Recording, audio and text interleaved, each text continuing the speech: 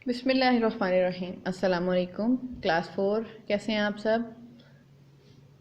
तो अब हम शुरू करने लगे हैं अब साइंस की बुक का क्लास 4 का पहला चैप्टर, जिसका नाम है बिल्डिंग यूनिट ऑफ लाइफ।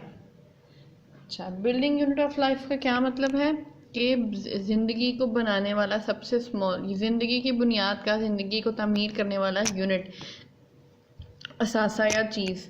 ठीक है, तो इसमें अब हम पढ़ेंगे क्या, ये अभी तो हमें कुछ समझ में नहीं आ रहा। चलें ज़रा स्टार्ट करते हैं। Have you ever use toy blocks to make a model of a house. कभी आपने किसी टॉय ब्लॉक से घर बनाने की कोशिश की है, टॉय से या किसी चीज़ से घर बनाने की कोशिश की है। कभी किसी ने मिट्टी से या इस चीज़ से भी घर बनाया होगा। तो उसमें क्या होता है, उसमें जो चीज़ है वो, अगर मिट्टी का घर बना है तो वो काफ़ी बहुत ज़्यादा मिट्टी इस्तेमाल होके फिर वो एक घर बनता है। या फिर वो ब्लॉक्स का घर बना है तो वो बहुत ज़्यादा ब्लॉक्स इकट्ठे करके, उनको जोड़ के तरतीब से, उनको उनकी जगह पे रख के फिर वो घर बनता है। ये ब्लॉक्स या मिट्टी जो है, ये उस घर का बिल्डिंग यूनिट होता है, उस घर को बनाने वाली एक बेसिक चीज़ होती है, बुनियादी चीज़ होती है, जिसके बगैर वो नहीं बन सकता। इसी तरह सेल्स जो हैं वो हमारी ज़िंदगी को बनाने की एक बेसिक चीज़ है, सारे लिविंग ऑर्गेनिजम्स के लिए, लिविंग थिंग्स के लिए। अब जैसे ये ब्लॉक्स हैं ना, इसमें कुछ छोटे साइज़ के हैं, कुछ बड़े साइज़ के हैं, कुछ का कलर चेंज है, कुछ की शेप चेंज है, तो इन सब का अपना अपना अलग अलग पर्पज़ है। इसी तरह सेल्स का भी, सेल जो है इंसान की बॉडी के अंदर सबसे स्मॉलेस्ट, सबसे बेसिक यूनिट होता है, जो हम नेकेड आई से अलग नहीं देख सकते। अब जो हमें सामने नज़र आ रहा है, हमें अपने हाथ नज़र आ रहे हैं, ये बहुत से स्मॉल सेल्स, इतने स्मॉल कि हमें उसको देखने के लिए माइक्रोस्कोप की ज़रूरत होती है। उतने स्मॉल सेल्स से मिलके बना हुआ है, और ये पूरा हाथ कई हज़ारों लाखों सेल्स या करोड़ों सेल्स से बना हुआ है। ठीक है, ये इतना स्मॉल है और ये इतना ज़रूरी है कि इसमें से एक भी सेल मिस हो जाए तो ये इसकी फंक्शनिंग रुक सकती है, या इसको कोई नुकसान पहुंच सकता है, हाथ को या हाथ के काम करने को कोई नुकसान पहुंच सकता है। So we can say that the cell is the basic unit of life. What is the basic unit of life? Cell is the basic unit of life. ये अब ये बेसिक यूनिट ऑफ लाइफ तो है, लेकिन ये काम क्या करता है, ये करता है, इसके बेसिक यूनिट ऑफ लाइफ हो, basic unit of living things या बेसिक यूनिट ऑफ लाइफ होने से मतलब क्या है, मतलब ये है कि ये स्मॉलेस्ट पार्ट है, बेसिक पार्ट है। ठीक है, बेसिक मतलब कि सबसे छोटा, बेसिक छोटा नहीं, बेसिक मतलब बुनियादी, इसके बगैर लिविंग ऑर्गेनिज्म का होना जो है वो पॉसिबल नहीं है। और परफॉर्म्स ऑल एक्टिविटीज़, ये सारी एक्टिविटीज़ जो है ना, हर जगह पे जो सेल पड़ा है वो अपने से रेलिवेंट एक्टिविटी परफॉर्म कर रहा होता है। मतलब जो हमारे दिमाग के सेल्स हैं उनका काम अलग है, जो हमारे रेस्पिरेटरी सिस्टम में सेल्स हैं उनका काम अलग है, हमारे डाइजेस्टिव सिस्टम में जो सेल्स हैं उनका काम अलग है। इस तरह इन सबके वर्किंग में, इन सबके फंक्शनिंग में, परफॉर्मेंस में डिफरेंस होता है। अब जैसे हम अपने इर्द गिर्द देखते हैं तो जो कुछ लोग एक काम कर रहे होते हैं, जब एक बंदा एक काम नहीं कर सकता, उस काम को करने के लिए एक ही तरह के, जैसे अब अगर आपने एक दीवार बनानी है, एक दीवार खड़ी करनी है और वो बहुत बड़ी है, तो उस पूरी दीवार को खड़ा करने के लिए, उस मुश्किल काम को अचीव करने के लिए, उस मुश्किल टास्क को अचीव करने के लिए वो एक बंदा लगा रहेगा तो वो काम ऐसे नहीं हो सकता। एक दीवार तो एक बंदे को एक काम आता है कि वो दीवार बना सकता है, वो दीवार बना लेगा। लेकिन जब आपने घर बनाना है तो हर बंदे को, तो एक बंदा काफ़ी नहीं होगा, उसमें आपको एक से ज़्यादा बंदे चाहिए। जब एक से ज़्यादा बंदे चाहिए तो ऐसा नहीं है कि घर में सिर्फ दीवारें ही बनानी होती हैं, आपको एक से ज़्यादा बंदे भी चाहिए और उन बंदों में अलग अलग खसूसियात भी चाहिए। मतलब किसी को पेंट करना आता हो, किसी को पॉलिशिंग करनी आती हो, किसी को लकड़ी का काम करना आता हो, किसी को सैनिटरी का काम करना आता हो, इस तरह। तो ये मुख्तलिफ काम जब कुछ लोग मिलके करते हैं तो एक बड़ा टास्क अचीव होता है, एक बड़ा काम कंप्लीट होता है। कोई भी एक बंदा सारे काम नहीं कर सकता। अल्लाह ताला ने हर खसूसियत किसी एक बंदे में नहीं रखी होती, किसी बंदे को कोई काम आता है, किसी बंदे को कोई काम आता है। इसी तरह मिलके तो सारे निज़ाम चलते हैं, दुनिया के भी, हमारे अंदर, इंसान के अंदर के भी, मुल्कों के भी, शहरों के भी। ठीक है, तो जब हमें मुख्तलिफ काम करने होते हैं तो अगर एक सेल को एक काम आता है, यानी कि एक सेल जो है वो डाइजेस्टिव सिस्टम का एक सेल है, जो स्टमक का एक सेल है, जो कि जिसमें से वो डाइजेस्टिव जूस प्रोड्यूस करता है। तो आपको पूरे डाइजेस्टिव सिस्टम में सिर्फ वो जूस नहीं चाहिए, आपको उसमें फूड पाइप भी चाहिए, आपको इंटेस्टाइन्स भी चाहिए, और आपको डाइजेशन और एब्जॉर्प्शन के लिए भी सेल्स चाहिए, ठीक है ना। इन सारी चीज़ों को अचीव करने के लिए, इन सारे कामों को करने के लिए अल्लाह ताला ने सेम फंक्शंस और सेम स्ट्रक्चर वाले जो सेल है ना, मतलब एक सेल है जो कि डाइजेस्टिव जूस प्रोड्यूस करता है, उसकी तरह के जितने 2-4 सेल या जितने भी सेल्स हैं ना जो यही काम करते हैं, उनको मिला के एक और चीज़, एक और टर्म बना दी, उसको क्या कहते हैं, टिश्यू। टिश्यू क्या होता है, cells similar in structure and function combined together to form a specific function, to perform a specific function. Cell जो हैं वो सिमिलर स्ट्रक्चर के और फंक्शन के आपस में मिल जाते हैं और एक ही काम सर अंजाम देते हैं, एक ही फंक्शन परफॉर्म करते हैं। उसको क्या कहते हैं, उन सेल्स के ग्रोथ को क्या कहते हैं, टिश्यू कहते हैं। और अब टिश्यू से नेक्स्ट स्टेप क्या होता है, टिश्यू से डायरेक्ट हम ह्यूमन पे नहीं आ जाते, टिश्यू से पहले भी होता है। जब एक ही सिमिलर शेप एंड फंक्शन के टिश्यूज़ कंबाइन करते हैं तो वो मिलके क्या बनाते हैं, ऑर्गन बनाते हैं। यानी कि अब जो स्टमक है हमारे पास, आपके सामने एक स्टमक है, उसमें जो है सारे के सारे हमें टिश्यू ही चाहिए। मतलब स्टमक ने क्या करना है, उसके अंदर खाना आएगा, उसने जो जूस प्रोड्यूस करेगा उससे उसने उस खाने को हज़म करना है और फिर आगे की तरफ भेज देना है। मतलब उसने मेनली हज़म ही करना है, वो हिलता जुलता खुद ही रहता है हमारी मूवमेंट की वजह से। तो उसका काम क्या है, HCl जूस प्रोड्यूस करना, मतलब डाइजेस्टिव जूस प्रोड्यूस करना, ठीक है। अब अल्लाह ताला ने इस तरह के सारे टिश्यूज़, जो जितने भी टिश्यूज़ यहाँ पे रिक्वायर्ड होंगे ना डाइजेस्टिव जूस प्रोड्यूस करने के लिए, वो स्टमक में रख दिए। तो इससे क्या बन गया, उन सारे टिश्यूज़ को मिला के बन गया एक ऑर्गन। अब देखें, सिर्फ अगर देखें हर जगह स्टमक लगा हो, इंसान के अंदर लिवर की जगह भी स्टमक है और उस रेस्पिरेटरी सिस्टम की जगह भी स्टमक है, फूड पाइप और विंड पाइप की जगह भी स्टमक है, तो ऐसे तो ये तो हो ही नहीं सकता ना। हर काम जो है वो सिर्फ एक ऑर्गन नहीं कर सकता। फिर एक ऑर्गन के साथ रेलिवेंट ऑर्गन्स मिला के, यानी कि उस स्टमक के साथ फूड पाइप मिला के, माउथ में टंग, फिर टीथ, फिर फूड पाइप, फिर स्टमक, फिर इंटेस्टाइन्स, फिर आगे सब कुछ मिला के एक बना दिया ऑर्गन सिस्टम। तो ऑर्गन सिस्टम क्या होता है, when organs combine together to form an organ system. मतलब कि ऑर्गन्स जो हैं वो आपस में मिलते हैं, एक ही तरह का काम करने वाले ऑर्गन्स आपस में मिलते हैं, तो वो क्या बना देते हैं, ऑर्गन सिस्टम। अब वो जो ऑर्गन सिस्टम है, यानी कि ऑर्गन सिस्टम क्या होता है, डाइजेस्टिव सिस्टम एक है, ऑर्गन सिस्टम। जो ये ऑर्गन सिस्टम है ये क्या काम कर रहा है, इसका बेसिक अगर हम इससे कॉमन काम ढूंढें तो वो है डाइजेशन। ये सारी चीज़ें डाइजेशन में हेल्प कर रही हैं, डाइजेशन में मदद दे रही हैं। इन सब का काम घूम फिर के यही है कि डाइजेशन कर रही हैं, ठीक है। वो कैसे, ये सारे ऐसा काम कैसे करें, जब आप मुंह में खाना डालेंगे और दांत उसको चबाएंगे नहीं तो वो छोटे पीसेस में नहीं आएंगे, वो फूड पाइप से नहीं गुजर सकेंगे। अच्छा, अब आपने उसको छोटे पीसेस में कर लिया, अब फूड पाइप का क्या काम है, वो स्टमक से कनेक्ट करेगा। हमारा स्टमक किधर है और माउथ किधर है, तो बीच में जो रास्ता फराहम करना है वो फूड पाइप ने करना है। इससे नीचे आएंगे तो स्टमक जो है वो ऑब्वियसली डाइजेशन करेगा, फिर उससे नीचे एब्जॉर्प्शन भी तो चाहिए ना। डाइजेशन करके स्टमक में खाना पड़ा रहे, हमें क्या फ़ायदा होगा, कुछ भी नहीं। फिर उसके बाद इन इंटेस्टाइन से एब्जॉर्प्शन भी चाहिए, फिर वो खाना जो हमें नहीं चाहिए उसकी एक्सक्रीशन भी चाहिए, उसको बाहर भी निकालना है, ठीक है। फिर बाकी काम बाकी इंटेस्टाइन्स करेंगे। अच्छा, अब ऑर्गन सिस्टम से अलग क्या नेक्स्ट क्या होता है, मुख्तलिफ ऑर्गन सिस्टम्स मिल के बनाते हैं एक ऑर्गेनिज्म।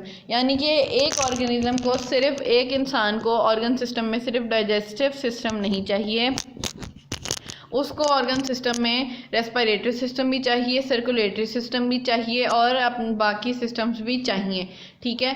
अब उसने जब मुख्तलिफ काम करने वाले, एक ऑर्गन सिस्टम एक काम कर रहा है, दूसरा सांस ले रहा है, तीसरा डाइजेशन में हेल्प कर रहा है, चौथा ब्लड सर्कुलेट कर रहा है, ये सारे मिलाएंगे तो एक इंसान की ज़रूरियात ज़िंदगी की पूरी होंगी। तो अब हम शुरू किधर से हुए थे, हम शुरू हुए थे सेल से और हम ऑर्गेनिज्म पे आ गए हैं, ठीक है। तो ये होता है कि एक सेल जो है वो मिल के क्या क्या चीज़ें बनाता है और वो बढ़ते बढ़ते बढ़ते बढ़ते पूरा इंसान बन जाता है। अब हम इनके कुछ एग्जांपल्स देखते हैं। हमारे पास ये एक चेन बन जाती है, सेल से टिश्यू, उससे ऑर्गन, फिर ऑर्गन सिस्टम, फिर ऑर्गेनिज्म। तो अब हम देखते हैं कि सेल के, आपके सामने सेल के ऊपर एक पिक्चर लगी हुई है, ठीक है। ये है सेल की पिक्चर, ये है एनिमल सेल की पिक्चर, एज एन एग्जाम्पल, ताकि आपको समझ आ जाए। अब जो टिश्यू के ऊपर पिक्चर लगी हुई है, इसमें आपको कुछ स्मॉल डॉट से या सर्कल से उस पिक्चर के मसल के अंदर या टिश्यू के अंदर नज़र आ रहे हैं ना। तो ये जो है, ये 3 से 4 सेल, अगर हम ऐसे बड़ा आम सा देखें तो ये 3 से 4 सेल मिलके एक टिश्यू बना रहे हैं। अब इससे आगे आ जाए तो ये टिश्यूज़ जो रेलिवेंट टिश्यूज़ ने मिलकर एक ऑर्गन बना दिया। लंग्स एक ऑर्गन है, लंग्स जो हैं वो भी ऑर्गन हैं, और हार्ट भी ऑर्गन है, और नोज़ भी ऑर्गन है। ये मैंने 3 एग्जांपल इसमें इसलिए रखी हैं कि हमारे अंदर भी ऑर्गन्स हैं और हमारे बाहर भी ऑर्गन्स हैं, और बाहर वाले और अंदर वाले दोनों ऑर्गन्स जो हैं वो सेल से ही मिलके बने हुए हैं, ठीक है। अब इससे आगे आ जाए ऑर्गन सिस्टम। तो ऑर्गन सिस्टम में है आपके पास एग्जांपल रेस्पिरेटरी सिस्टम की, जिसमें फूड, विंड पाइप, माउथ है, नोज़ है, लंग्स हैं, और विंड पाइप है, और डायफ्राम भी है, ठीक है। ये सारे पार्ट्स मिलके रेस्पिरेटरी सिस्टम बनाते हैं और हमारी रेस्पिरेशन को स्मूथली आगे लेके जाते हैं। अब उससे आगे है ऑर्गेनिज्म। ऑर्गेनिज्म में, लिविंग ऑर्गेनिजम्स में काफ़ी सारे टाइप्स हैं, यानी कि प्लांट्स, एनिमल्स, ह्यूमंस भी हैं, और बैक्टीरियाज वगैरह भी हैं, ठीक है। माइक्रो ऑर्गेनिजम्स भी हैं और बाकी ऑर्गेनिजम्स भी हैं। तो इसमें एग्जाम्पल आपको खुद ही समझ में आ जाएगा, लेकिन फिर भी चलो 1-2 एग्जाम्पल्स यहाँ पर आपके सामने डिस्प्ले में हैं। हमने ये तो देख लिया कि सेल्स का काम क्या है और वो हमारी बॉडी में कहाँ कहाँ पर है, लेकिन हमारे पास कुछ इंटरेस्टिंग फैक्ट्स हैं सेल्स के बारे में। क्या है कि ये आपके सामने पिक्चर जो है ब्लड सेल्स की है। ये माइक्रोस्कोप से ब्लड का फ़्लो कैप्चर किया हुआ है, यानी कि ब्लड हमारी वेसल्स के अंदर इस तरह से फ़्लो करता है। ये ब्लड सेल्स इतने छोटे होते हैं, ब्लड वेसल्स इतनी छोटी होती हैं कि हम उसको आम नज़र से नहीं देख सकते, वैसे भी हमारी स्किन में कवर्ड होते हैं। हमें इन दोनों चीज़ों को देखने के लिए, इन दोनों चीज़ों को इस तरह एग्जामाइन करने के लिए माइक्रोस्कोप की ज़रूरत होती है। अब ये एक सेल की तरफ ये एरोहेड इशारा कर रहा है। इसका क्या मतलब है कि इस सेल के बारे में बात हो रही है। It's life is 120 days. इस सेल की ज़िंदगी जो है वो सिर्फ 120 दिन होती है, यानी कि ये जो है 120 दिन बाद ये डाई हो जाता है, ये मर जाता है, और इसकी जगह नया सेल इसकी जगह ले लेता है, ठीक है। तो after this life span these cells die and replace by new cells produced by our body. और वो जो नए सेल होते हैं, ये सेल भी हमारी बॉडी के ऑर्गन्स मिलके प्रोड्यूस करते हैं, और वो जो नए सेल होते हैं जो इसकी जगह लेंगे वो भी हमारी बॉडी के ऑर्गन्स मिलके प्रोड्यूस करते हैं। और इसी तरह टेस्ट बड्स जो हैं हमारी टंग के ऊपर, टेस्ट बड है ना, ये भी सिर्फ 7 दिन इनकी ज़िंदगी होती है। 1 हफ्ते बाद ये भी डाई हो जाते हैं और नए टेस्ट बड्स आ जाते हैं, नए टेस्ट बड्स इनकी जगह ले लेते हैं। अब नेक्स्ट है हमारे पास जो है ना सेल। हम ऑर्गेनिज्म, जो हम बड़े ऑर्गेनिज्म हैं जो हम नेकेड आई से नज़र आते हैं, ये तो काफ़ी सारे सेल्स से मिलके बने होते हैं, ठीक है। छोटे से छोटा ऑर्गेनिज्म भी जो हमें नेकेड आई से नज़र आता है वो भी एक सेल से मिलके नहीं बना होता, वो भी मुख्तलिफ काफ़ी सारे सेल्स से मिलके बना होता है। वो 100 सेल भी हो सकते हैं, वो 1000 भी हो सकते हैं, वो लाख भी हो सकते हैं, वो करोड़ भी हो सकते हैं, वो अरब सेल भी हो सकते हैं।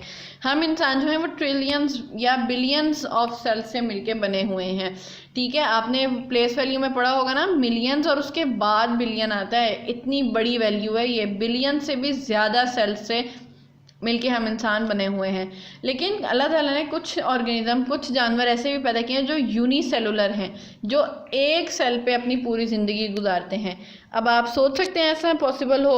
अच्छा, तो अब हम पढ़ते हैं कि ये जानवर तो दुनिया में हैं, ये ऑर्गेनिजम्स तो दुनिया में हैं, फिर ये कैसे हैं, मतलब हमें नज़र भी नहीं आते और ये वो। तो यूनिसेलुलर ऑर्गेनिज्म जो होते हैं, which are made up of only one cell, are called unicellular organisms. कौन से होते हैं यूनिसेलुलर ऑर्गेनिजम्स? जो कि सिर्फ एक सेल से मिलके बने हुए होते हैं। और क्या होता है इनमें, इनकी जो सारी ज़िंदगी के सारे काम है, मतलब उन्होंने ब्रीथ करना है वो भी उसी सेल से, उन्होंने डाइजेस्ट करना है वो भी उसी सेल से, उन्होंने एक्सक्रीट करना है वो भी उसी सेल से, उनकी मूवमेंट है वो भी उसी सेल से, वो उनकी ज़िंदगी में जो वो काम करते हैं, यानी कि जैसे वो हम हिलते जुलते हैं, हम खाना खाते हैं, हम काम करते हैं, हम अपनी दिन की सारी एक्टिविटीज़ करते हैं, ये हमारा काम है ना। तो जो उस यूनिसेलुलर ऑर्गेनिज्म का काम है वो भी उस यूनिसेलुलर ऑर्गेनिज्म ने उसी एक सेल से करना है। हम इनको आम नेकेड आई से, अपनी आम आँख से नहीं देख सकते, माइक्रोस्कोप हमें यूज़ करना होता है इनको देखने के लिए। अब ये जो आपके पास पिक्चर है एक मशीन की, ये है माइक्रोस्कोप, आपने अपने स्कूल में भी देखा होगा। तो ये जो है बहुत छोटी चीज़ों को बड़ा करके दिखाने के लिए यूज़ होती है। अब इसके बरक्स क्या है, इसके ऑपोजिट में क्या है, इसके कॉन्ट्रेरी हैं हमारे पास multicellular organisms. Multicellular यानी कि जो बहुत सारे सेल से मिलके बने हो, एक से ज़्यादा सेल से जो भी ऑर्गेनिज्म मिलके बना होगा वो क्या होगा, मल्टी सेलुलर ऑर्गेनिज्म। और जो ऑर्गेनिज्म एक सेल से मिलके बना होगा वो क्या होगा, यूनिसेलुलर ऑर्गेनिज्म। ये जो है living organisms made up of millions of cells और called multicellular organism. Multicellular organism क्या होता है, वो ऑर्गेनिज्म, वो लिविंग थिंग्स जो कि मिलियंस, बिलियंस या ट्रिलियंस ऑफ सेल से मिलके बनी हो, उसको कहते हैं मल्टी सेलुलर ऑर्गेनिज्म। इनमें जो है, क्योंकि पहले जो हमने यूनिसेलुलर पढ़ा उसमें तो सेल ही एक था ना, उसी एक सेल ने सारा काम करना था।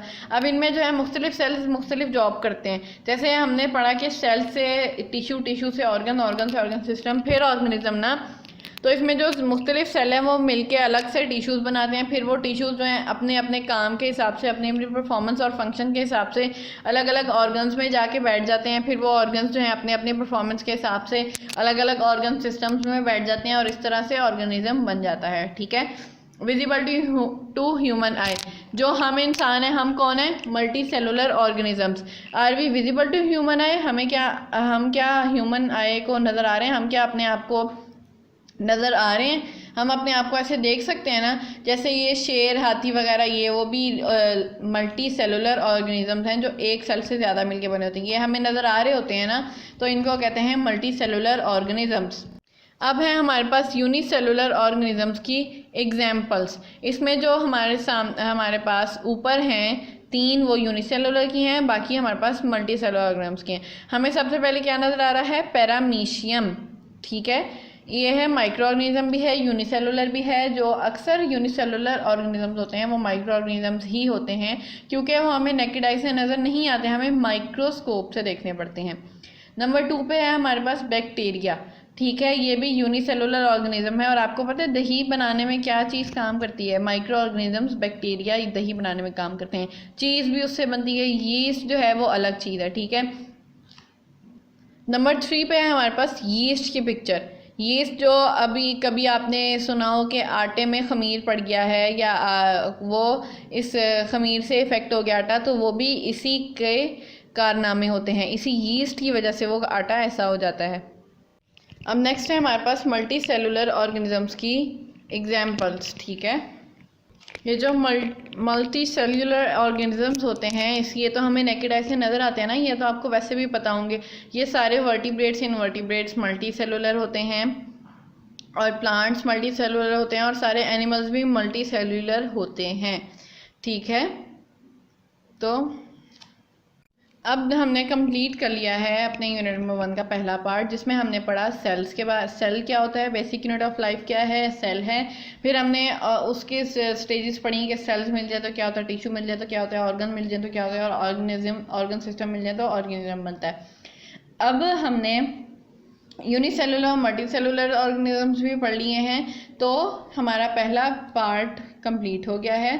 अब हमने क्या इससे रिलेटेड एक्सरसाइज के क्वेश्चंस जो हैं, जितना मैंने आपको आज पढ़ाया है इस वीडियो में, उससे रिलेटेड जितने क्वेश्चंस होंगे वो हम इस एक्सरसाइज के एंड में डिस्कस करेंगे, इस वीडियो के एंड में डिस्कस करेंगे, और बाकी के नेक्स्ट वीडियो में। ठीक है, तो रिलेटेड इससे होमवर्क क्या है कि आपने जो पेज नंबर 1, 2 एंड 3 हाफ पढ़ा है, 3 पेज नंबर हाफ पढ़ा है, बाकी सारे कंप्लीट पढ़े हैं, इनकी आप रीडिंग करेंगे और इसमें से डिफ़िकल्ट वर्ड्स को अंडरलाइन करके उसकी प्रैक्टिस करेंगे, ताकि आपको उनके स्पेलिंग्स याद हो जाएं। कोशिश कीजिएगा जिसके मीनिंग नहीं आते वो भी आप याद करें, डिक्शनरी से निकाल के उसको भी याद करें। तीसरा काम आपके पास है, आपने आंसर क्वेश्चंस लिखने हैं इन 2 क्वेश्चंस के। ठीक है, इन 2 क्वेश्चंस के आंसर लिखने हैं अपनी नोटबुक पे। पहला क्वेश्चन है, why is cell called basic unit of life. Cell को बेसिक यूनिट ऑफ लाइफ क्या कहते हैं, because it is the basic building block of life, it makes tissues, organs and then organism. The activities of organism all depend on a cell, on the activity of a cell. ठीक है। Define unicellular and multicellular organisms. Unicellular organism में अब आपने इसको कोशिश करनी है इस तरह से रिप्रेजेंट करें। पहले आप डेफिनेशन लिखेंगे कि organisms with only one cell are called unicellular. फिर आप पॉइंट 2 लिखेंगे कि their whole life depends on one cell only, and point 3 we use microscope to see them. Multi cellular में भी आपको स्लाइड में जो 2 पॉइंट्स दिए हुए थे आपने बस वो लिखने हैं, ज़्यादा बेफ़ायदा बेसूद लिखने की ज़रूरत नहीं है, लेकिन आपने एग्जांपल्स इन दोनों की 3-3 देनी है। मैंने आपको यूनिसेलुलर की 3 एग्जांपल्स पढ़ाई हैं, उनको ज़रा आप रीन्यू करें और फिर यहाँ पे 3 एग्जांपल्स लिखें और मल्टी सेलुलर्स की भी 3 एग्जांपल्स लिखें, ठीक है। तो इस कोशिश कीजिएगा इस तरह से आप अपना क्वेश्चन प्रेजेंट करें, आपको भी अच्छा लगेगा। तो ये था हमारा पार्ट 1। कोई भी पूछने की बात हो, कोई भी बात समझ नहीं आई हो तो प्लीज़ ज़रूर पूछिएगा, ताकि आपका माइंड जो है वो क्लियर रहे और कंफ्यूज ना रहे और आपको पढ़ने में मज़ा भी आए।